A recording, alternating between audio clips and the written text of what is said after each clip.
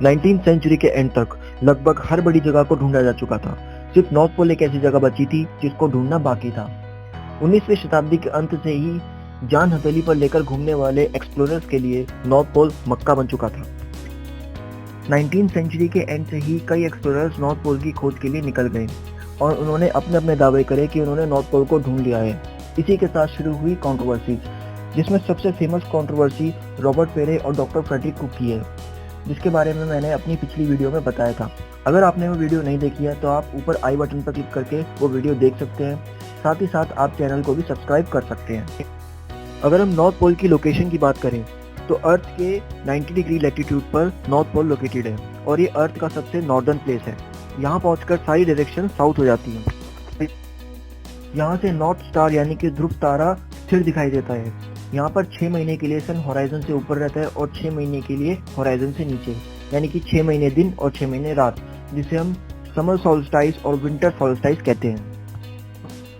लेकिन north pole और south pole के स्ट्रक्चर में एक बेसिक डिफरेंस है। अगर हम साउथ पोल की बात करें तो उसके नीचे एक ठोस धरातल है, एक सरफेस है, जबकि नॉर्थ पोल के नीचे आर्कटिक ओशियन है। यानी कि नॉर्थ पोल एक जमा हुआ ग्लेशियर है जो पूरी तरह से आर्कटिक ओशन के ऊपर तैर रहा है। उसके हिमखंड पानी में लगातार तैरते रहते हैं, जिसकी वजह से नॉर्थ पोल मोशन में रहता है। उसकी आइस कभी भी स्टेशनरी नहीं होती। यही एक रीजन है जिसकी वजह से वहाँ पर किसी भी तरह की साइंटिफिक एक्सपीडिशन करना लगभग इम्पॉसिबल है और किसी भी तरह की परमानेंट सेटलमेंट भी वहाँ पर स्टैब्लिश करना इम्पॉसिबल है। साउथ पोल के कंपैरिजन में नॉर्थ पोल की हाइट थोड़ी कम है, जिसकी वजह से यहाँ पर टेम्परेचर साउथ पोल से थोड़ा सा ज़्यादा है। यही एक रीजन है जिसकी वजह से समर टाइम में नॉर्थ पोल की आइस शीट थोड़ी सिकुड़ जाती है। इसके साथ ही नॉर्थ पोल के बीच में भी कई जगह बर्फ मेल्ट हो जाती है। अगर कोई एक्सप्लोरर वहाँ पर कोई फ्लैग लगाता था या अपना कोई मार्क छोड़ता था तो उसके बाद आने वाले एक्सप्लोरर्स को वो फ्लैग कभी नहीं मिलता था, क्योंकि आइस मेल्ट होने की वजह से वो फ्लैग पानी में बह जाता था। तो ये काफ़ी बड़ी प्रॉब्लम थी। 19वीं सेंचुरी के एंड तक एक्सप्लोरर्स के पास कोई स्पेशल टूल नहीं था अपनी डायरेक्शन फाइंड करने के लिए और अपनी लोकेशन फाइंड करने के लिए। नॉर्थ पोल पर स्ट्रॉन्ग मैग्नेटिक फील्ड होने की वजह से मैग्नेटिक कंपास काम नहीं करता था। तब ना कोई जीपीएस था और ना कोई कैमरा था। अपनी लोकेशन और डायरेक्शन का पता लगाने के लिए एक्सप्लोरर्स क्रोनोमीटर और सेक्सटेंट जैसे डिवाइसेस यूज करते थे। इन डिवाइसेस की मदद से वो सन के एक्सिस से अपनी लोकेशन को कैलकुलेट करते थे, लेकिन ये भी काफ़ी कॉम्प्लेक्स कैलकुलेशन होती थी और इसकी भी कई लिमिटेशंस थी। इसी वजह से एक्सप्लोरर्स जिस जगह जाते थे वहाँ का डिस्क्रिप्शन अपनी डायरी में लिखते थे और सबूत के तौर पर वहाँ की लोकेशन को कैलकुलेट करते थे और अपनी डिस्क्रिप्शन में वहाँ के लोगों के रहन सहन के बारे में, उनके पहनावे के बारे में लिखते थे।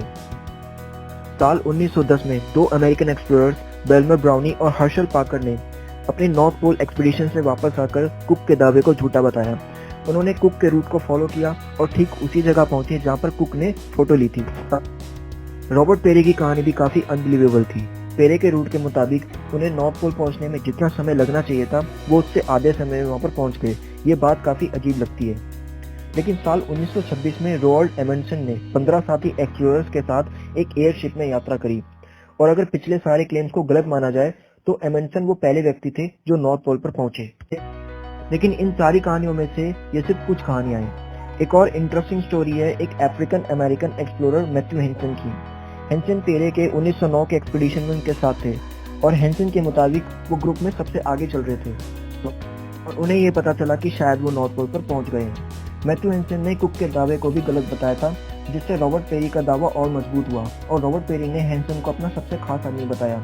लेकिन इसके बाद रॉबर्ट पेरी ने हेंसन का रोल काफ़ी कम कर दिया। लेकिन नॉर्थ पोल की कंट्रोवर्सी यहाँ खत्म नहीं हुई। इसी में एक नाम सामने आता है रिचर्ड ई बायर्ड का। साल 1926 में नेशनल ज्योग्राफिक सोसाइटी और कुछ प्राइवेट डोनेशन की मदद से बायर्ड ने एक शिप लीज पर लिया और एक एयरप्लेन खरीदा। काफ़ी प्लानिंग, डिलेज और मुश्किलों के बाद बायर्ड ने 9 मई 1926 को 12:30 बजे फ्लाइट बेनेट नाम के अपने साथी के साथ नॉर्थ पोल के लिए उड़ान भरी। अगले दिन 9:02 पर बायर्ड ने कैलकुलेट करा कि अब वो नॉर्थ पोल पर पहुंच गए हैं। उन्होंने वहाँ कुछ पिक्चर ली और फिर वहाँ से एक राउंड ट्रिप करके स्पिल्सबर्ग, नॉर्वे की तरफ निकल गए। उसके बाद बायर्ड को कई ऑनर दिए गए और उन्हें पब्लिक हीरो भी कहा गया। लेकिन कई लोगों ने उनकी इस खोज पर सवाल उठाए। बायर्ड ने जिस प्लेन में उड़ान भरी थी उसका नाम था जोसेफाइन फोर्ड और लोगों के मुताबिक जोसेफाइन फोर्ड सिर्फ 16 घंटे में राउंड ट्रिप लेने में कैपेबल नहीं था। फ्लाइट बेनेट के बारे में भी ये कहा गया कि उन्होंने कन्फेस किया था कि उन्होंने काफ़ी टाइम लेकर राउंड ट्रिप करी थी, 16 घंटे से कहीं ज़्यादा। साल 1957 में बायड की मृत्यु हो गई थी। बायड की डायरी को साल 1996 में डिस्कवर किया गया और यूएस डिपार्टमेंट ऑफ एजुकेशन ने उसे प्रोसेस करने के लिए फंड भी प्रोवाइड करा। बायड की डायरी में अलग अलग डेट पर एंट्रीज की गई थी। ज़्यादातर एंट्रीज पेंसिल से लिखी गई थी। रिचर्ड बायड अपनी डायरी का यूज डेली जर्नल और नोटपैड की तरह कर रहे थे। कई जगह एंट्रीज मिटी हुई थी और आसानी से पढ़ी नहीं जा सकती थी। कुछ लोगों का मानना था कि बायड अपनी एक्सपीडिशन के बारे में झूठ बोल रहे थे, इसलिए उन्होंने वो एंट्रीज मिटा दी। लेकिन कुछ लोगों का मानना था कि वो शायद अपनी कैलकुलेशन एरर को ठीक कर रहे थे। जितने भी एक्सपर्ट्स ने उनकी डायरी को एनालाइज करा, सबके अपने अलग विचार थे। तो आखिर कौन नॉर्थ पोल पर पहले पहुंचा था? डॉक्टर कुक, रॉबर्ट पेरे, हैंसन, रिचर्ड बायड या फिर कोई और?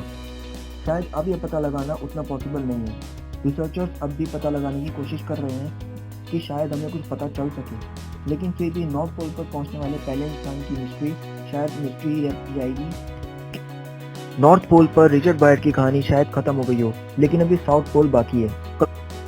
उसके साथ ही कुछ सवालों का जवाब भी बाकी है कि आखिर रिचर्ड बायड को डिटेन करके 6.5 घंटे पूछताछ क्यों की गई और क्यों उन्हें चुप रहने के लिए कहा गया। इसके बारे में हम जानेंगे अपनी नेक्स्ट वीडियो में।